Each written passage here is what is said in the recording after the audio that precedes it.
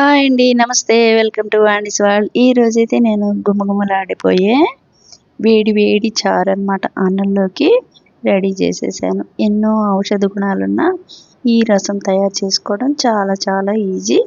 లో fat diet చేసేవాళ్ళకి కానీ, అట్లాగే జీర్ణశక్తి మంచిగా ఉండాలి అనుకునే వాళ్ళకి కూడా ఇది మంచి రెసిపీ. ప్రతిరోజు పసిపిల్లలు, పెద్దవాళ్ళు అందరూ తీసుకోవచ్చనమాట. పసిపిల్లలకి నెయ్యి వేసి పెడితే ప్రతిరోజు చాలా చాలా మంచిదన్నమాట డైజెస్ట్‌కి. సో, ఫస్ట్ నిమ్మకాయ అంత చింతపండు, ఒక టమాటాని వేడి నీళ్ళలో నానబెట్టేసాననమాట.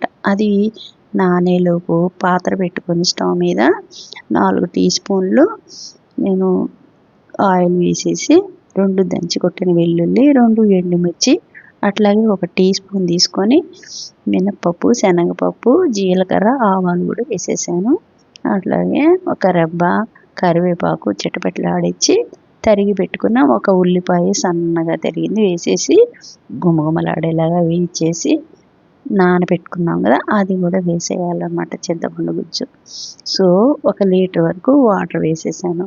సో, అది వేడెక్కుతుండగానే నేను ఒక టీ స్పూను పసుపు, హాఫ్ టీ స్పూన్ కారము, 2 టీ స్పూన్లు రసం పొడి. ఇది మంచి బ్రాండ్ గల రసం పొడి కిరాణా షాప్లో తీసుకున్నాను అన్నమాట. క్విక్ కావాలంటే అలాంటివి వేసుకుంటే చాలా రుచిగా బాగుంటాయి. సో, దించే ముందు మనం 5 నిమిషాలు అయ్యాక ఒక టీ స్పూను చక్కెర వేసుకోవచ్చు అన్నమాట టేస్ట్కి.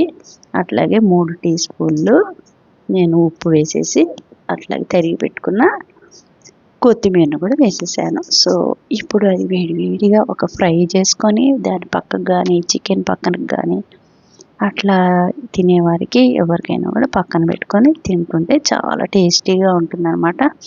అల్సర్లు, పైత్యం అలా ఉండే వాళ్ళకి కారం, ఉప్పులు మైల్డ్గా వేసుకొని కూడా తింటే చాలా మంచిది.